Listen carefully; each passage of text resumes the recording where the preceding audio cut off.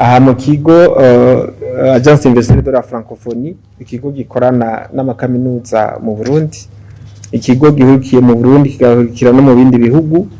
Twazindutse dushira mu ngiro ihiganwa ry'ivyumviro by'abanyeshuri bo mu universite y'iwacu, amakaminuza asanzwe duhurikiye hamwe, bakaba barateguye mu Kirundi novuga imigambi boshira mu ngiro barose abafata mu mugongo, cyane cyane imigambi yerekana ihindagurika ry'ibihe, kandi imigambi yerekana iterambere, imigambi yerekana ingene igihugu cy'u Burundi cyoshika kwihangiro cihaye, no kuvuga Burundi bwifashe mu 2040 n'Uburundi buteye imbere mu 2060.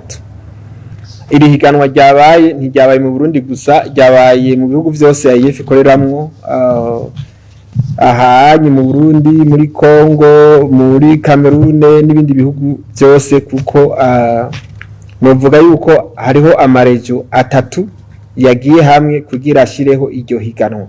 Nkuko mwabibonye ni higanwa ryerekeye abanyeshure bo mu makaminuza, duhereye mu gisata ca mbere, igisata ca kabiri n'igisata ca gatatu. Twaragize turaritegura, turashiraho ihiganwa ry'ibanze ariryo demi finale, yarabaye itariki 17 z'ukwezi kwa kane. Ico gihe amaproje berekanye imigambi bari bazanye abanyeshure basanzwe bahurikiye mu iki gisata cyo gutunganya iby'akazi muri AIF. Berekanye amaproje menshi, amaproje afise novuga agaciro kanini, kandi amaproje mashasha ajanye n'ivyo tugezemo. Wa mbere yerekanye proje yo gutegura novuga mu Kirundi ibundikiro ry'abana ritonona ikirere, ritonona isi turiko, rikozwe habaye ubuhinga buhanitse bwo guhingura imyavu n'ibindi bicafu byose bisanzwe biboneka ngaha mu gihugu cyacu. Harabaye amaproje menshi yo kurima n'ubuhinga buhanitse, mu kuvuga uburimi bwikontorora, mu gutanga amazi, mu kuraba ibitego ingene bimeze. Harabaho ibyo guhindura imyavu mu bikoresho nkenerwa. Haraho amaproje yo korora inkwavu ziteye imbere ku rugero runini, zikoreshejwe n'ivyo kurya bitonona isi kandi bikoze ku buhinga bwa kijambere. Inkwavu zishobora kuvyara gushika inkwavu 18 ku mezi, novuga urukwavu ruvyaye rimwe rukavyarira rimwe 18. Harabaho amaproje yo gusubiramwo imyavu, cyane cyane plastike mu matafari yo kubaka. Harabaho uburimyi bw'ibitoke buteye imbere, bufise ubuhinga bwo kwivomera buteye imbere. Harabaho proje ijanye n'amakinga akoresha umuyaga nkuba atonona ikirere n'isi dutuyeko. Harabaho ingene bokoresha umwavu n'ingene boshiraho biogaz, ni kuvuga gaze ivuye mu micafu ishobora gukora mu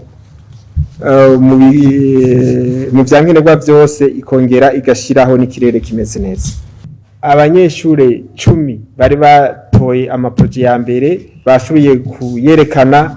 Twari twafashwe mu mugongo n'abaserukira ama-université, twari kumwe n'abaserukira ibisata byose byarimo ngaha. Murabona harimo muri Université Lumière, abo muri Université du Burundi, abo muri Université Espoir d'Afrique, na muri Université d'Irak bari batumiwe. Ni kuvuga byari bihimbaye. Wa mbere ni umunyeshuri twangera Isa wo muri medicine muri kaminuza y'u Burundi. Wa kabiri yitwa Muronyeka Besha Esther wo muri Université Espoir d'Afrique. Wa gatatu ni Niyongabo Cedric yavuye muri kaminuza y'umuco. Abo batatu rero twashiye kubaronsa ubushimwe buhagije ku rwego dufise, kuko dufise abantu benshi ngaha dukorana abanyeshure, kuko Burundi bwose abanyeshure bose bo mu université baza ngaha wa mbere twamuhaye 561 n'amafaranga 315. Tuca twongera turamuha azoronka itike y'indege yo kugenda kwerekana umugambi wiwe ku rwego rw'akarere muri AIF. Irindi higanwa rizoca ribera mu gihugu ca Angola, akazoba azoserukira Burundi. Wa kabiri yarose 465 n'J178. Hanyuma wa gatatu nawe yarose 403 n'J158. Aba bose barose ubushimwe nibo babaye abambere gusumba abandi, mugabo nkuko mwabonye amakuru yose yari meza.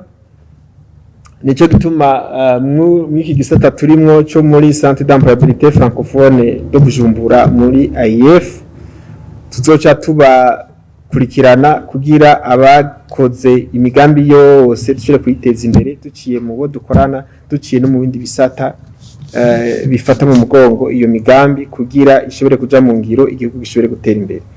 Aha rero nagomba ndababwire yuko aha muri AIF ni ihuriro ry'ugwaruka, ni ihuriro ry'amakaminuza, ni ihuriro ry'abigisha bafite ubumenyi buhagije, ni ihuriro ry'abakoresha, nshaka kuvuga abatwara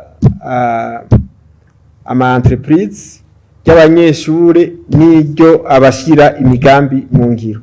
Nico gituma rero ahanyi abatari babizi bo twegera, hanyuma tukabigisha ingene iyo migambi itunganywa, tukabigisha n'ingene tushobora kubaronderera uburyo kugira bashobore kwishira mu ngiro.